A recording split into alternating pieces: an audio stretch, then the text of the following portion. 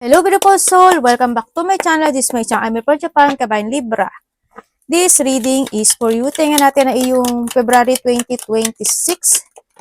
Maraming salamat muna sa mga subscriber, new subscriber, cross-watcher, at sa mga bagong pasok dyan. Welcome na welcome kayo sa bahay ni Ate Aimee. Salamat din sa naktaba ng puso niyong mga comments. At sa mga nagpa-personal reading, marami pong salamat. Kung gusto niyo na energy niyo lang talaga, ang gusto niyo makuha natin, all the details is in description below. Pakicheck na lang po. General reading tayo Libra, kunin mo lang ang sayo at itapon ang hindi naman sa iyo. Maaring vice versa. Energy mo, energy ng person mo, energy ng malapit sa puso mo, nangyayari, or mangyayari pala. Use your own intuition, lawakan nyo inyong isipan, ano man ang gender mo, ano man ang edad mo. Wala sa baraha ang kapalaran ng tao, kayo pa rin ang makapagpapabago nito. Gawin yung guide yung mga warning na pwedeng lumabas sa baraha. Hindi yon negative, it's a warning para magkaroon ka ng idea kung ano mga bagay na need to aware, need to protect, or need to change of decision.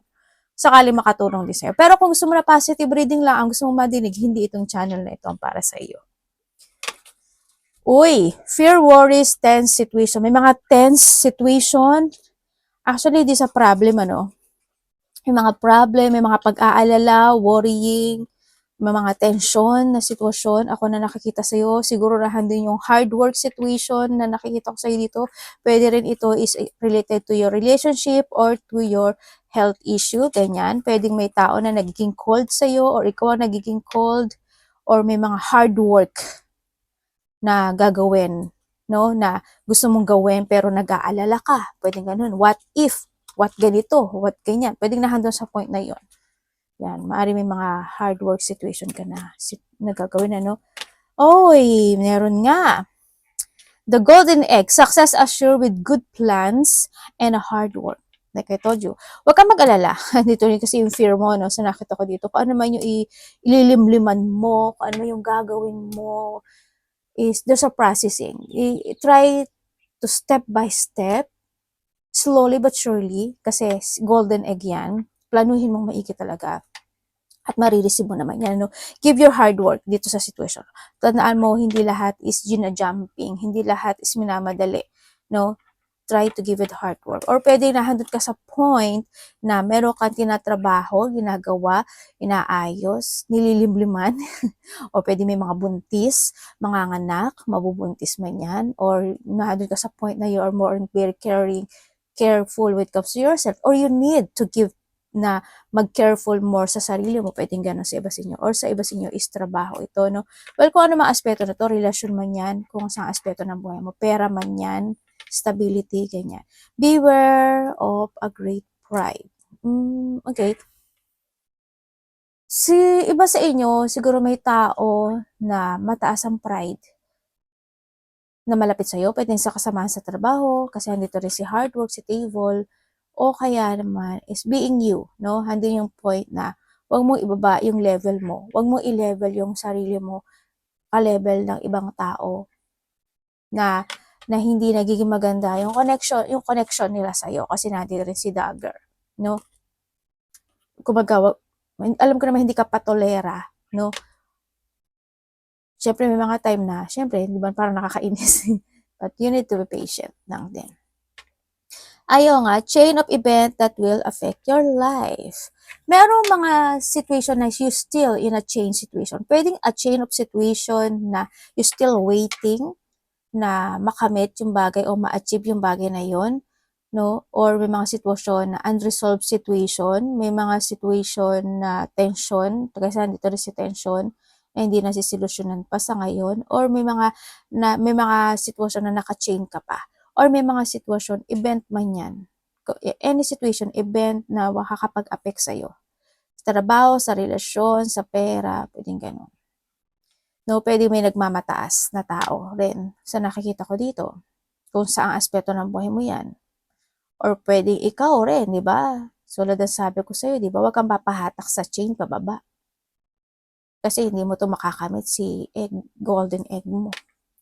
Keep your life in balance. Okay, when it comes sa sarili mo rin, ang nakikita ko rin dito, yun nga, when it comes to a balance, hindi yung iniinom, kinakain, syempre, ibalik mo yung sarili mo, o kaya is kung kailangan mo mag-walk-walk, kembot-kembot, sayaw-sayaw, galaw-galaw, lalaki man o babae, gawin mo, di ba? wag lang yung naka-chain ka or walang ginagawa. Siyempre, when it comes sa relationship din, ganun, give and take, 50-50, or sa mga kamag-anak mo man yan, karelasyon, or a person who's connected sa'yo. No? Basta, always keep and balance ang sinasabi dito. Dealing or relationship with a younger woman. Pwedeng ikaw ito or someone into your life. Pwedeng siya yung mataas ang pride o pwede siya yung mga unresolved situation or pwede rin siya yung tao na nagbibigay ka talaga ng patient, no? Kung sino man itong tao na to sa'yo. Ganyan. Or pwede naman siya rin yung sa golden egg, di ba? Pwedeng ganon. Yung pala siya yung ano, no? Buntis or kaya is siya yung tao na pwede rin vice versa, no? Siya yung pasensyoso o kaya siya yung, kung sino man siya dito or maybe kung ano man itong tao na to, no? O baka naman siya yung tao na kailangan niya ng balancing situation, na kailangan niya ng payo mo or support mo, pwedeng ganun. Muddle and clear thinking. Ang daming iniisip yarn. Okay, ang dami mo daw iniisip. Well, umpisa pa lang naman meron. Yan, kaya pala dito si balance, si scales, no? Sa dami mong iniisip at ang gulo ng nangyayari sa iba sa inyo na still dito yung chain o yung mga naganap o nangyari na hindi naging maganda talaga in the past kasi handito pa rin si chain or may mga magaganap pa rin ano sa nakikita ko dito. Ingat na lang kayo, basta always try to make it balance ang sinasabi dito. Yeah, may mga tao rin unclear thinking ako nakikita, no? May mga walang katiyakan na sitwasyon kayo, no? Pwedeng sa relasyon, sa trabaho, sa pera, sa mga connections mo sa buhay mo. Kung saan aspeto mo na yan, no? May mga walang katiyakan. Basta, slowly but surely, ang sinasabi rin dito, release the chain na nakapagbibigay sa'yo ng bigat para ma-downfall ka. Iwasan mo to kasi hindi si balance, di ba? Kung kailangan mong mag-umpisang maglimlim or mag-focus more to yourself, gawin mo the best. Ang nakikita ko dito. Kung sa aspeto ng buhay mo. Tingnan natin ang iyong energy. Energy ni Libra. Malagpunta ka doon. Nag-ano si Mami? February 2026, Libra. Ooh. Mayroong tao dito na may dark thoughts sa'yo, no? Pwedeng kamag-anak, karelasyon ito, or kapamilya.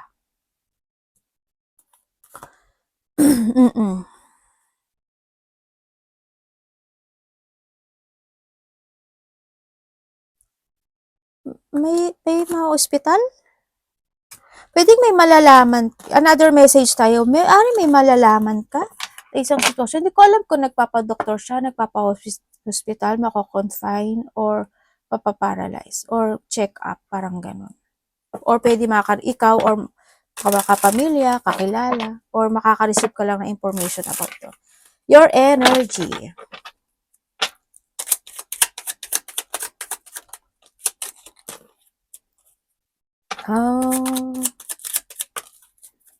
Okay, pagdating sa yung energy, nandito ka sa sitwasyon, energy mo kasi nakikita ko dito,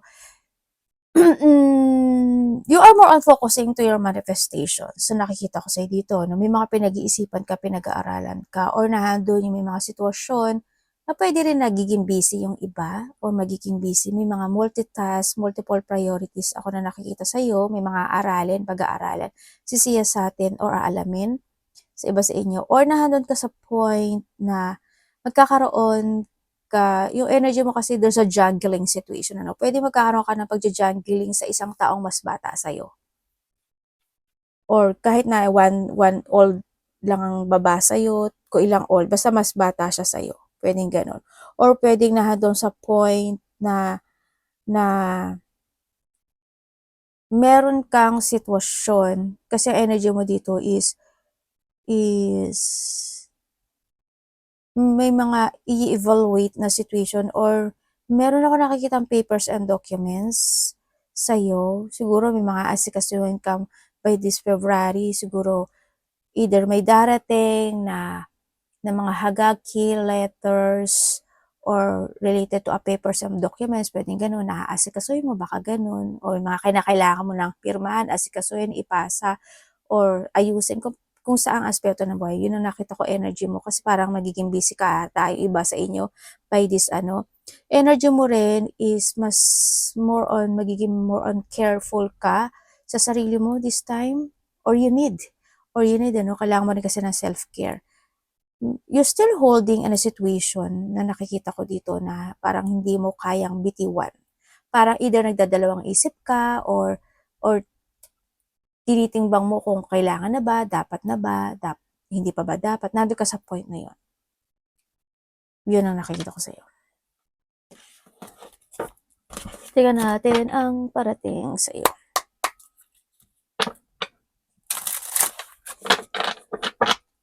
May mga on and off action.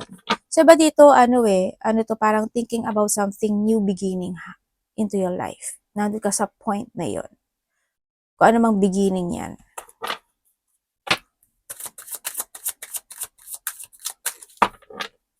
Pwedeng in a social media, pwedeng trabaho, ganyan. Kung ano man yan. Mga bagong sitwasyon. Anong parating?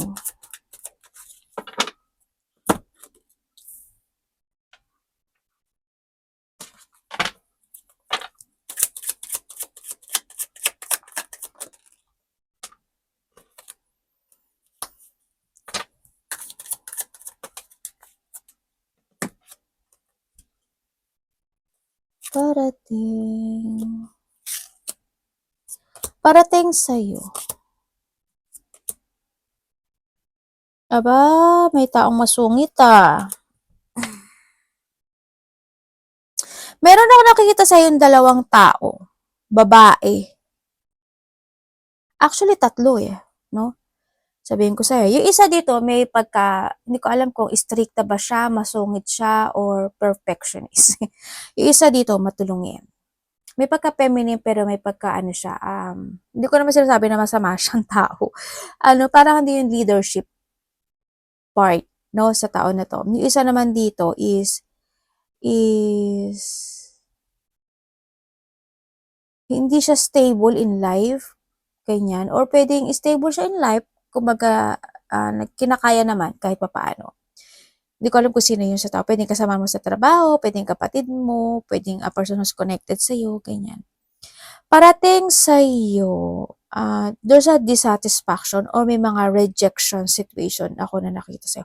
Pwedeng may ire-reject ka, may marireject, or ire-reject ka niya. Or may mga ganun sitwasyon. Or maybe you're thinking, no? Pwedeng ganun. May pagtulong, baka sa pagtulong yun, may tao na bibigyan mo ng tulong or hihingi sa'yo ng tulong or ikaw ang hihingi ng tulong. Meron ka daw malalaman na isang katotohanan sa sitwasyon mo sa buhay na ito is makakaramdam ka daw ng painful dito sa sitwasyon na to. Magkakaroon ka ng pag-iisip dito sa sitwasyon na to na bakit ganun, bakit ganyan. May lungkot. No, or maybe disappointment na makakamit mo or may mga disappointment na magaganap o mangyayari sa'yo by this February na connected siya sa isang babae sa buhay mo. Pwede rin kasi yun is a conflict, disappointment, or mga magbibetray, or mga, kung babae man yan o lalaki, or mga tao na lulukohin ka, lilinglangin ka, dadayain ka, ganyan. Manipulate ka, nandun sa point na yon. Para mag-ingat ka na lang, binibigyan na kita ng warning para mas maging aware ka this time. Parating din sa'yo is, may mga manifestation kasi ako na nakikita dito na hindi pa siya sa ngayon makakamit. Either this is the delay, pwedeng ganon, or pwede rin kasi ito na hindi mo talaga pinaforso, pwedeng ganon. Hindi mo lang ginagawa, hindi mo lang ina-actionan. Kasi it's up to you to make it happen din kasi ito, no? If you want to keep fighting dito sa situation na yon, yung manifestation mo o yung new beginning talaga ng buhay mo, makakamit mo yun.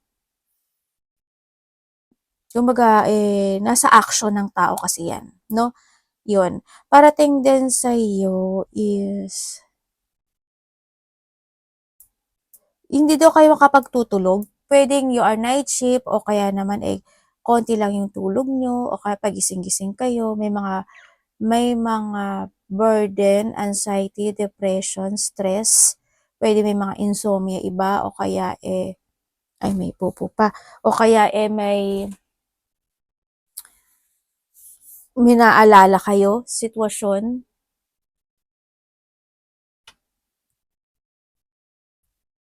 O kaya nandun sa point na nagkakaroon kayo ng mga panaginip na hindi maganda. No? Mag-ingat ka, no? Kasi may tao na liar, dishonest, may conflict manipulative, may cheating. May tao na sneaky, ganyan. Ingat ka na lang. Kung nakikita dito. Sabihin ko sa'yo meron kang, actually, nandito lahat no. Andito lahat ka, andito kasi si Magician. Andito lahat. Hindi ko masabi sa'yo. Yan. Yan ang parating sa iyo parating sa iyo yan. Ibig sabihin, malalaman ka katotohanan na may tao pala nagsisinungaling, na tao pala na ganito, na ganyan, na ganoon. Mas maganda nang malaman mo kaysa magtuloy-tuloy pa to, tapos mas lalong lumala, di ba? Mas maganda, mas malaman mo kaagad kaysa hindi mo malaman. Ang dami mong 5.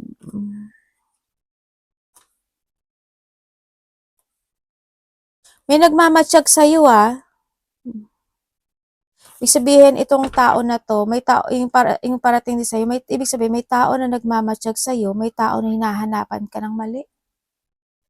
Or may hinahanapan ka ng butas, parang gano'n. Or hinahanapan, parang, basta gano'n.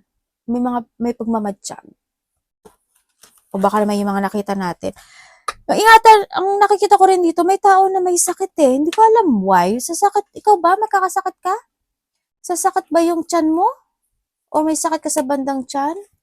O bandang gitna ng katawan? Nando sa point. No, ingat ka na lang din. May mga lungkot kasi ako nakikita sa'yo. Baka isa rin yung sa stress na mararamdaman mo. Yan. Ingat ka lang, ikaw or someone to your life. Or may taong dito danger Yung iba sa inyo, hindi ko kayo tinatakot makakakita kayo or makakaaninag kayo ng hindi nakikita ng iba. Yung akala mo na malikmata ka lang, pero totoo yun. Nakita mo yun. Makakita kayo ng ganun. Tingnan natin, dapat iwasan. Ay, yung iPad natin. Dapat iwasan ni Libra. Mag-ano kayo, dasal kayo. Kasi there's a bad spirit. Ako na nakikita dito. Sana hindi yung tao na yun na bad spirit or spirit na bad spirit talaga. But there's a bad spirit ako na nakikita dito. As in, meron. Or masama lang talaga yung ugali nito. Sabi ko nun no? Dapat iwasan ni Libra. Kung sino man yan sa buhay mo. At kung ano man yan.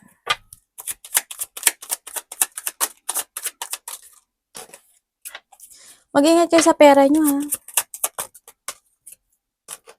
Tingnan pa rin natin yung money mo. Dapat mong iwasan.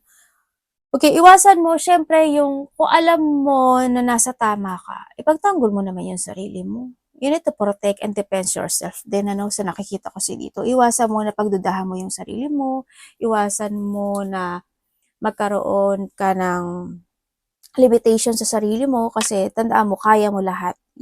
Kaya mo mag-success sa buhay without helping ng ibang tao. Iwasan mo yung mamanipulate ka ng sitwasyon, iwasan mo na yung lungkot, yung magkaroon ng pagpapaliban or kung may mga tao talaga na hindi talaga sila supportive at ayaw nila sa'yo. I don't care, sabihin mo. Diba? Basta, care ka sa energy mo, care ka sa sarili mo, ganun lang. No, iwasan mo yung mga tao na manloloko, sneaky, mapanglinglang, ganyan, iwasan mo. Or ikaw, iwasan mo rin maging ganun, no? Yan, iwasan mo na ma-out of balance ka, ma-imbalance ka, at hindi mo mahalin at pahalagahan. Number 1 yung sarili mo. No, umiwas ka sa mga conflict, sa mga puot, galit, or mga taong hindi same page sa'yo, or hindi mo ka-level, umiwas ka na lang. Huwag mo i-level din yung sarili mo sa kanila, syempre. Ganun lang yun. Love, kapatid, anak, magulang, karelasyon, kaibigan, pamilya, Libra in love, February. Hoy, may tao dito na nagmamahal. May taong nagmamahal sa iyo. Kumbaga itong tao na to mapagpasensya. Baka ikaw yan or someone into your life.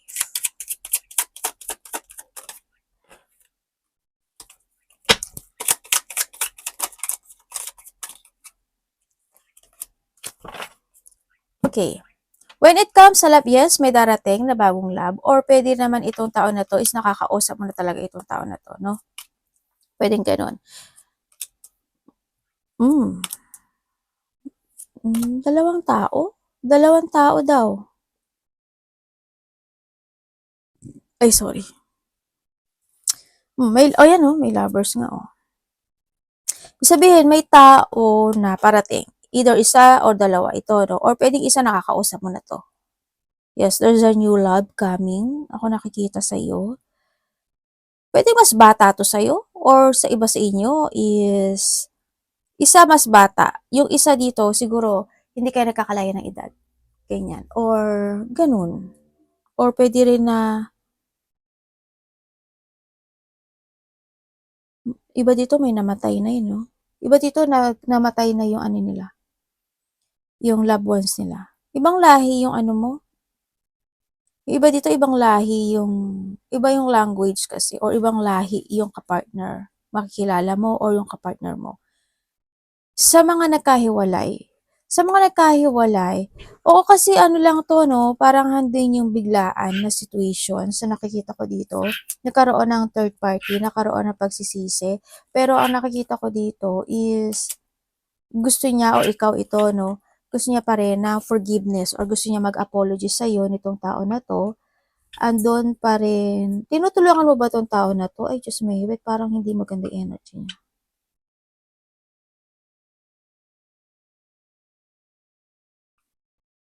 Baka mag-text to sa'yo. Huwag ka mag-text, magte-text to sa'yo.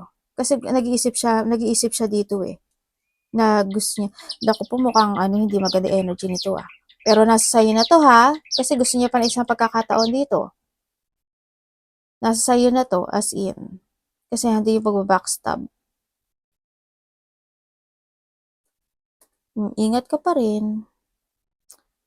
Kasi hindi yung confidence nitong tao na to na parang, ang nakita ko sa kanya kasi is, para sa kanya, alam niya, na makukuha niya yung gusto niya.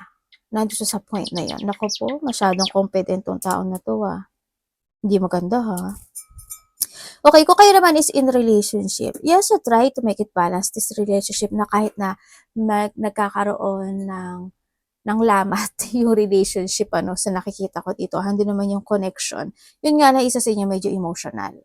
No, nagkakaroon ng pag-iisip or pag-isolate in this connection.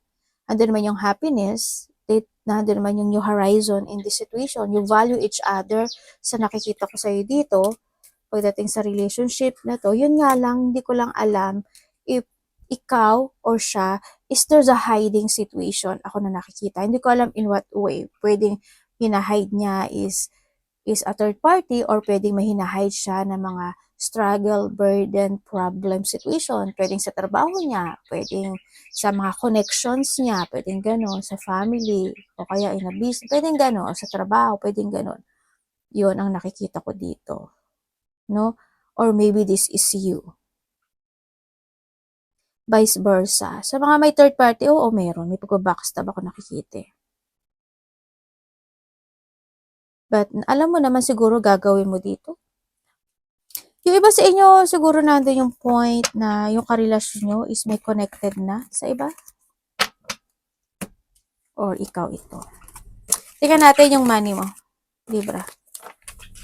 Kamusta po ang money ni Libra? Mag-ingat na lang kayo. Iba sa inyo, bago to. No? Pwedeng kung kayo is bago nitong tao na to, may boundary sa inyo Hindi ko alam why, pero you try to connect. It's more on ano kasi siya, attraction and siguro kasi bago lang. Basta attraction and sana hindi lash. No, yun ang nakikita ko dito. When sa mga bago, no? Na connection. Baka hindi pa lumalabas yung love.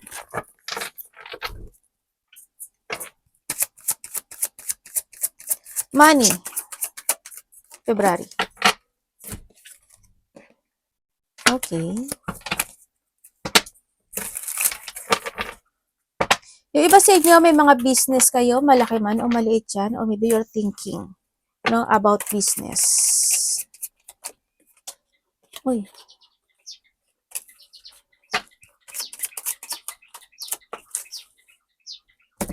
Okay, when it comes sa money mo, hoping hindi lahat ang nakikita ko sa'yo dito, kasi ang sabi dito, there's a bad news pagdating sa pera. Hindi ko alam in what way. Siguro, ano siya, sa iba, i-explain ko maigi ha. Sa iba is, maaring pumasok yung swerte sa inyo in the past month, ganyan, and then babalik muli kayo sa simula. Na magiging matumal, ganyan. Halimbawa, may business kayo, magiging matumal uli, tapos before ending of 2026, magiging okay na naman, yung mga ganon sitwasyon. Sa iba ganon na, sa iba sa inyo is may malalaman ka na either pang loloko itong sitwasyon na to pagdating sa pera or pagsisinungaling pagdating sa pera or may mga loss of control situation pagdating sa pera. Pwedeng may mga bagay na nangyari na noon na pwedeng mauulit muli ngayon. Pwedeng gano'n na situation. Or sa iba is there's a delay. May mga delay situation, may magkakaroon ng mga sagabal pagdating sa pera, magkakaroon ng kaguluhan pagdating sa pera or trabaho man yan. May mga pagkagambala, gano'n. May mga magbe-break ng promises, pwedeng gano'n. May bad luck no? Ako nakikita. Hoping hindi lahat. But there's a bad luck pagdating sa pera. But you need to be very careful. Binibigyan ka na ng warning ha. Sa nakikita ko sa iyo dito. Ibig sabihin, kung ganito yung warning, mas malalo ka pang maghigpit sa pera this time. Mas more kang maging focus, have a system, structure, or you need to use your wisdom when it comes to pagkukontrol ng pera mo. No, kailangan mo manindigan at maging matatag at maging matapang pagdating sa pera mo. Dapat ganun. Nasa sayo ang action yan. Advice. Kailangan mo mag-focus.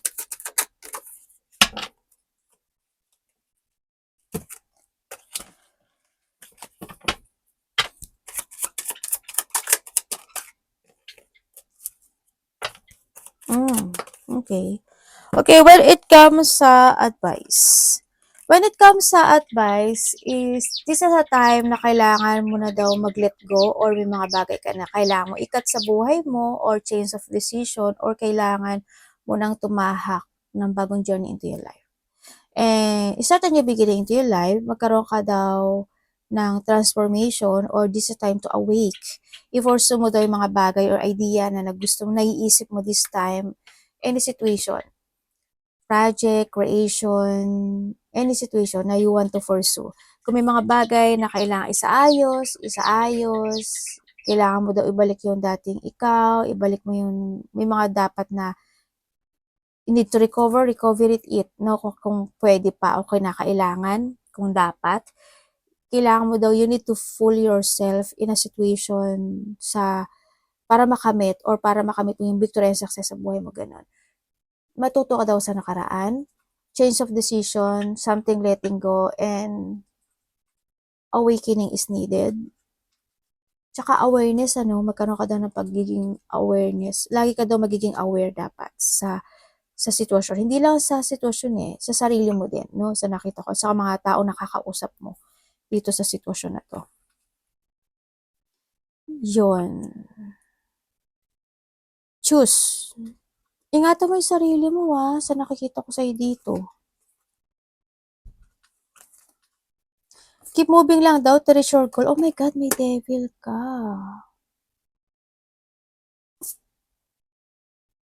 Mag-ingat ka ha. Alam mo yung iba sa inyo, may connection ka, iba dito ano eh. Ibig sabihin, kung may third party or bago man ito, yung tulad ng sabi ko, tama nga yung nakita ko doon. This is SEX lang, ano? Yan. Tapos, ang nakikita ko rin dito, ingat ka daw sa mga tao nakakausap mo. Kasi may mga peking tao daw sa paligid mo. May mga tao na hindi maganda yung thinking nila sa'yo. May mga bila ka na ba sa buhay mo? Ingat ka oh, devil oh.